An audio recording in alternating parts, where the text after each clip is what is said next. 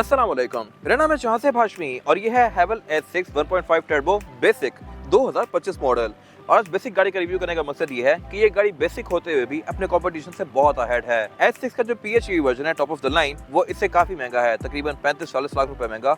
और इतने पैसे एक्स्ट्रा भर के आपको बहुत सारी चीजें एक्स्ट्रा नहीं मिलती, कुछ चीजें एक्स्ट्रा मिलती हैं, जो कि मेरे ख्याल से इस गाड़ी को काफी अच्छा ऑप्शन बनाती है। और इस वीडियो में इस गाड़ी को मैं टेस्ट ड्राइव भी करने वाला हूँ ताकि पता लगे कि ये ऑन रोड कैसा परफॉर्म करती है। फिलहाल अगर बात की जाए सबसे इंपॉर्टेंट चीज की, तो वह है इस गाड़ी की प्राइस। इसकी प्राइस 1 करोड़ 1 लाख रुपए है और ये ब्रांड न्यू है। ब्रांड न्यू गाड़ी की प्राइसेस हर कुछ टाइम बाद चेंज होती रहती हैं, तो एग्जैक्ट प्राइस जानने के लिए आप दिए गए नंबर पे कॉल कर सकते हैं। ये ब्रांड न्यू गाड़ी साइकिल मोटरस्पोर्ट के पास अवेलेबल है और अगर आपने इसके बारे में कोई इन्फॉर्मेशन लेनी है तो आप दिए गए नंबर पे कॉल कर सकते हैं या फिर आप हमारी ब्रांचेस को विजिट कर सकते हैं। हमारी 2 ब्रांचेस हैं, एक रावलपिंडी में मरी रोड पे और फिर रावलपिंडी में जेटी रोड पे। खैर, overall it's a great SUV and today I am going to review it.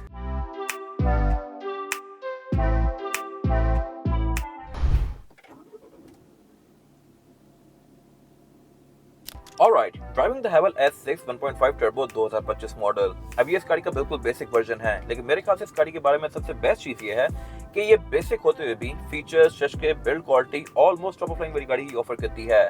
और ये चीज आपको बहुत ही कम गाड़ियों में देखने को मिलती है। अब कहने को ये गाड़ी बिल्कुल बेसिक है, लेकिन एक्सटीरियर बेस के कोई खास चेंज नहीं है, सेम टू सेम वैसे ही है जैसा कि टॉप ऑफ लाइन का आता है। और इवन इसके रिम्स भी सेम है, टायर भी सेम है, सब कुछ इस गाड़ी में वैसा दिया गया है। और जहाँ तक बात है इंटीरियर की, तो यहाँ पे कुछ चीजें कम है जो कि मेरे ख्याल से नेग्लिजिबल है। इस तरह से कि इस गाड़ी में जो पैसेंजर की सीट है ये इलेक्ट्रॉनिकली एडजस्टेबल नहीं है, इसको आप हाथ से आगे पीछे करेंगे तो इसकी स्क्रीन में फीचर्स थोड़े से कम आते हैं। और इसके अलावा इसमें हेड अप डिस्प्ले नहीं है, छोटी मोटी चीजें और कम है। बट फिलहाल जहाँ तक बात है ड्राइविंग की, तो ये गाड़ी खड्डों में थोड़ी सी मुझे हार्श फील हुई है। बट ये ऐसा नहीं है कि छोटा वर्जन है तो इसलिए हार्ड हो, हैवल S6 थोड़ी है ही हार्ड। बाकी इसके मैं ब्रेकर्स पे या थोड़े बहुत खड्डों पे आपको इसका रिस्पॉन्स आगे जाके चेक करवाऊंगा। और फिलहाल जहाँ तक बात है इस गाड़ी के इंजन की, तो इंजन इसमें काफी सारे आते हैं। 1.5 टर्बो में फिर हाइब्रिड भी आता है, फिर इसमें एक 2.0 वाली कार भी आती है और फिर एक 1.5 turbo charge plug in hybrid वाली गाड़ी भी आती है जो कि टॉप ऑफ लाइन होती है PHEV। वो गाड़ी पाकिस्तान में रिसेंटली लॉन्च की गई है। बट आज हम बात करें बिल्कुल बेसिक वर्जन की, और मेरे ख्याल से ये गाड़ी सही वैल्यू फॉर मनी है, क्योंकि ये कम पैसे में आपको बहुत सारा चीजें ऑफर करती है। इसकी प्राइस है 1 करोड़ 1 लाख रुपए, जो कि इसको डायरेक्ट कंपटीशन बनाता है सिविक RS का। बट सिविक RS से ये गाड़ी बहुत बेहतर है, क्योंकि सबसे पहली चीज ये गाड़ी साइज में उससे ज्यादा बड़ी है, ज्यादा ऊंची है और इसके टायर वगैरह ज्यादा बड़े हैं, तो इसकी एक ड्राइव डिफरेंट है उससे। ये कहीं नीचे नहीं लगेगी, इसमें लोग इजीली बैठ सकते हैं, चौड़ी ज्यादा है, खुली ज्यादा है। फिर जहाँ तक बात है टेक्नोलॉजी की, तो इसमें ड्राइवर की सीट इलेक्ट्रॉनिकली एडजस्टेबल है, लुक्स के लिहाज से ज्यादा खूबसूरत है, हेडलाइट इसमें LED वाली हैं और इसके अलावा इसमें फिर corner lights, 360 cameras, parking sensors, ये बहुत सारी चीजें आती हैं जो कि इसको टोटली वैल्यू फॉर मनी बनाती हैं। सबसे बड़ी चीज मेरे ख्याल से इसकी पैनोरामिक रूफ है, जो कि मुझे बड़ी पसंद है और ये चीज इसमें दी गई है। वैसे लोग कहेंगे कि पैनोरामिक रूफ का क्या ही करना है, लेकिन ये चीज जब आप एक्सपीरियंस करें तभी आपको आइडिया होगा कि ये कितनी मजे की चीज है। बाकी इसके अलावा इसमें फिर चीजें यूजफुल इस तरह से हैं कि अभी मैंने इंडिकेटर दिया है तो इसके कैमरास ऑन हो गए हैं, अभी मुझे साइड्स का व्यू दे रही है, जो कि काफी यूजफुल है। रात को या बहुत सारे और भी केसेस में जब आप टर्न कर रहे होते हैं तो आपको नहीं पता होता कि फुटपाथ कितना दूर है, और यही वजह है कि बहुत सारी गाड़ियां जो आप देखते होंगे उनकी साइड्स नीचे से छिली होती हैं। फुट गार्ड या साइड स्कर्ट्स वगैरह बहुत सी गाड़ियां आपको क्रैक नजर आती हैं, उनकी वजह यही होती है कि वो गाड़ी रात में आप मोड़ रहे थे, आपको लगा कि रोड क्लियर होगी, बट क्लियर नहीं होती, नीचे फुटपाथ होता है। तो उस चीज के साथ स्क्रैप होने से ये गाड़ी को काफी हद तक बचाता है। इसका 360 डिग्री कैमरा सेटअप और इसके और भी बहुत सारे यूजेस हैं जो कि आप with the passage of time check करेंगे। बाकी इसके अलावा जहाँ तक बात है इसके डिफरेंसेस की as compare to top of the line version, वो है इस गाड़ी का स्टीयरिंग व्हील का डिजाइन डिफरेंट है, फीचर्स यहाँ पे मोर और लेस सेम ही है। PHEV में स्टीयरिंग थोड़ा सा डिफरेंट आता है, बट HEV का भी यही है। और इसके अलावा बाकी इसमें स्क्रीन थोड़ी कम इक्विप्ड है फीचर्स के लिहाज से, बट स्टिल ये अपने कंपटीशन से फिर भी बहुत अहेड है, less but still lot ahead of the competition.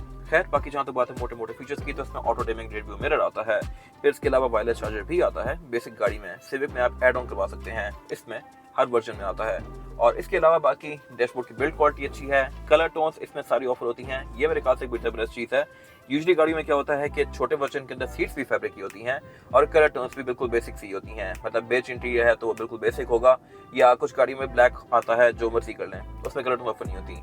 फिर एक्स्ट्रा पे करके आप कलर टोन्स ले सकते हैं कि टॉप ऑफ लाइन वर्जन की अलग टोन होती है, बट इस गाड़ी के केस में हर कलर टोन आपको हर ट्रिम में ऑफर होती है, इररिस्पेक्टिव ऑफ प्राइस को कोई डिफरेंस नहीं आता। फिर इसके अलावा जहाँ तक बात है इस गाड़ी की, तो ये आइवरी रूम वाली है और आइवरी रूम मेरे ख्याल से बहुत खूबसूरत है। ये सेम लेक्सस वाला व्हाइट है, यूजुअली गाड़ियों के इंटीरियर बेज होते हैं, बट ये बहुत खूबसूरत है। ओके, तो इस गाड़ी को मैं 0 पे ले आया हूँ। इसका ड्राइव मोड स्पोर्ट कर लेते हैं। स्पोर्ट करने पे ये एक साउंड इफेक्ट देती है और अब चेक करते हैं इसका 0 to 100। तो 3, 2, 1।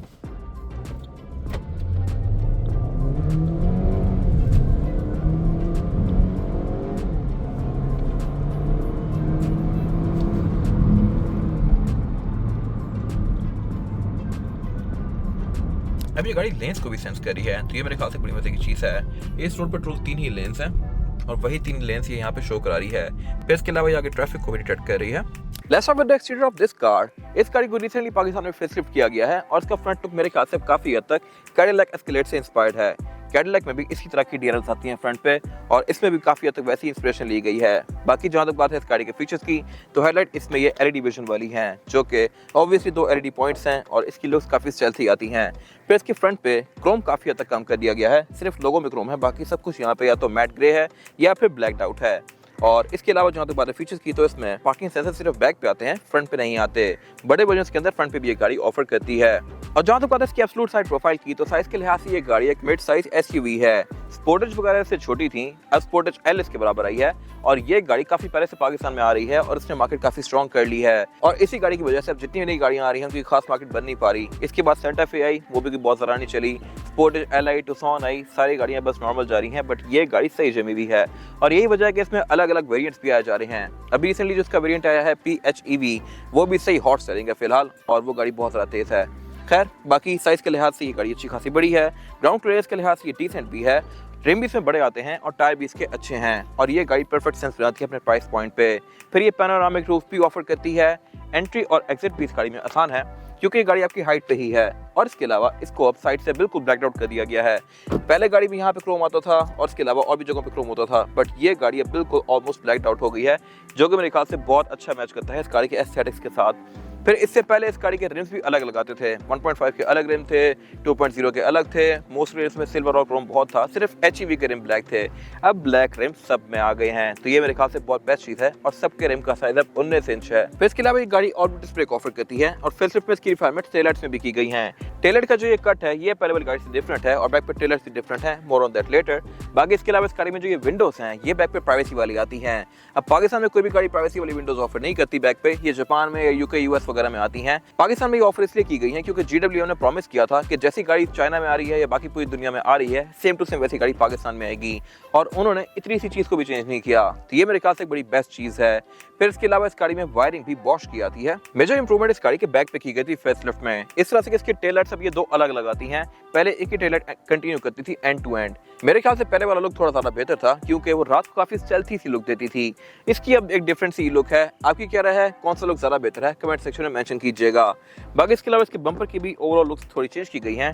डिफ्यूजर बैक पे वैसे ही एग्रेसिव है लेकिन डिजाइन डिफरेंट है और बैक पे इस गाड़ी में पार्किंग सेंसर्स हैं, जो कि मेरे ख्याल से इसके डायरेक्ट कंपटीशन जो कि सिविक बनती है उससे एक बेहतर चीज है। और ज्यादा बेहतर चीज क्या है कि इसमें टेलगेट भी पावर्ड है, अनलॉक करने पे tailgate all the way up जाएगा और ये गाड़ी बिल्कुल बेसिक ट्रिम है। बेसिक ट्रिम में पावर टेलगेट तो दूर की बात है, बहुत छोटी छोटी चीजें भी नहीं आती जो कि इसमें दी गई हैं, ये तो फिर एक काफी बड़ी चीज है। बाकी इसके अलावा इसमें ये ट्रंक मैट दिया गया है जिसको उठा के मैं इसका स्पेयर टायर एक्सेस कर सकता हूँ। जो इसके हाइब्रिड वेरिएंट्स होते हैं उनमें स्पेयर टायर आता है बट यहाँ पे नहीं आता, उनमें कंपनी उसको अलग से रैप करके अलग से यहाँ पे ऊपर रख देती है और ये मेरे ख्याल से काफी अच्छी चीज है। कंपनी बहाना कर सकती थी कि ये गाड़ी क्योंकि हाइब्रिड है तो यहाँ पे हम स्पेयर टायर नहीं देंगे, बट कंपनी ने दिया अलग से, अब उसको निकाल के अलग से घर में रख भी सकते हैं, वरना डिग्गी में फिरता है तो कोई इशू नहीं है। बाकी इसके अलावा इसके रेयर बेंचेस भी 60-40 के स्प्लिट के साथ हैं और इसमें ये प्रॉपर एक सेपरेटर भी दिया गया है। ट्रंक भी इसका काफ़ी नीट एंड क्लीन है और इसके अलावा इसकी ट्रंक की हाइट को भी एडजस्ट कर सकता हूँ मैं, अंदर से भी यहाँ से भी। ये ग्लास भी इसका प्राइवेसी वाला है और मेरे ख्याल से ये सब चीजें मिलकर इस गाड़ी को बहुत अच्छा ऑप्शन बनाती हैं पाकिस्तान में। और जहाँ तक बात है इस गाड़ी के इंजन की, तो इंजन इसमें 4 मेन आते हैं, 1.5 टर्बो, 1.5 टर्बो चार्ज हाइब्रिड, फिर 1.5 turbo charge plug in hybrid और फिर इसमें एक 2.0 वर्जन भी आता है। और इसमें ड्राइव ट्रेन भी 2 ऑफर होती हैं, फ्रंट व्हील ड्राइव और ऑल व्हील ड्राइव। 2 गाड़ियां ऑल व्हील हैं, 2 गाड़ियां फ्रंट व्हील हैं। ये गाड़ी फ्रंट व्हील है और 182 हॉर्स पावर प्रोड्यूस करती है, जो कि सफिशिएंट है इस बॉडी साइज के लिहाज से। अब इतनी बड़ी गाड़ी में 182 हॉर्स पावर की बहुत बड़ा फिगर नहीं होता, बट स्टिल ये काफी पावरफुल फील होती है। मैंने इस गाड़ी का 0 to 100 करा के आपको चेक किया था, जो कि ठीक था। ट्रैक्शन कंट्रोल इसको काफी हद तक लिमिट करता है और ये गाड़ी है फ्रंट व्हील ड्राइव, तो मेरे ख्याल से ये चीज इंप्रूव हो सकती थी। ट्रैक्शन कंट्रोल इसकी एक्सीलरेशन को काफी हद तक लिमिट करता है और इसकी वजह यह है कि ये गाड़ी व्हील स्पिन काफी करती है, बट 1.5 के लिहाज से मेरे ख्याल से फ्रंट व्हील ओके है। अगर इसे ऊपर जाते हैं तो फिर इसमें HEV वाला वर्जन आता है और HEV वाली गाड़ी इससे भी काफी तेज है और उसको मेरे ख्याल से ऑल व्हील होना चाहिए था। खैर, बाकी फिर top of the line version all wheel आता है और वो गाड़ी भी इंसेनली फास्ट है। बाकी जहां तक बात है इस गाड़ी की, तो ये एवरेज आपको तकरीबन 10 से 12 तक की दे सकती है, जो कि ठीक है। और इसके अलावा इसमें ABS, traction control, drive modes के सब आता है। ट्रांसमिशन की गाड़ी DCT ऑफर करती है और इसके अलावा बाकी इसमें फिर इंजन भी काफ़ी वेल इंसुलेटेड है। अगर इसका डायरेक्ट कंपटीशन देखा जाए तो प्राइस के लिहाज से बनती है सिविक, और सिविक से ये बहुत ज़्यादा बेहतर है। इंजन बे के लिहाज से भी, परफॉर्मेंस के लिहाज से ठीक है, और इसके अलावा बाकी साइज़ वगैरह तो आप देख ही सकते हैं। तो मेरे ख्याल से ये गाड़ी टोटली जस्टिफाई करती है अपनी प्राइस को। बाकी बोनट इस गाड़ी में स्टैंड से ओपन होता है, even top of the line version में भी। ये पता नहीं क्या वजह है, जो गाड़ियाँ पाकिस्तान में कामयाब हैं उन सब के बोनट स्टैंड से ओपन होते हैं, और जितनी गाड़ी में हाइड्रोलिक्स आए थे वो इतना नहीं चली। I am not sure why. Even Pakistan में फॉर्च्यूनर भी बहुत ज़्यादा कामयाब है, उसका बोनट भी स्टैंड से ओपन होता है, हालांकि वो तकरीबन 2.5 करोड़ पहुंच गई है। और जहाँ तक बात है इसके टायर साइज की, तो ये है 225, 55 और 19 इंचेस का रिम। वैसे प्रायोरिटी XL में आता है, TX में भी नहीं आता, ना फॉर्च्यूनर में आता है, बट ये गाड़ी ऑफर कर रही है और टायर भी इस पे अच्छा है, हैंकॉक का। इन सारी चीज़ों पे कंपनी चिप आउट कर सकती थी, बट कंपनी ने नहीं किया, तो ये इस कंपनी की कमिटमेंट शो करवाती है पाकिस्तान में। बाकी इसके अलावा इसमें ABS, traction control, drive modes ये सब आता है। ड्राइव ट्रेन जैसे कि मैंने बताया इसमें दोनों आती हैं, ऑल व्हील भी और फ्रंट व्हील भी। रेयर व्हील इसमें नहीं आती। ये था आज का रिव्यू। अगर आपको रिव्यू पसंद आया है तो इसको लाइक कीजिए, मेरे चैनल को सब्सक्राइब कीजिए, और अगर आपके पास इस गाड़ी से रिलेटेड कोई भी राय है तो उसको कमेंट सेक्शन में शेयर जरूर कीजिएगा, ताकि वो लोग जो ये गाड़ी लेने वाले हैं वो आपकी राय से फायदा उठा सकें। अपना ख्याल रखिएगा। Thank you. टेस्ट ड्राइव वाली बात करनी है इंट्रो में, और आज इस वीडियो में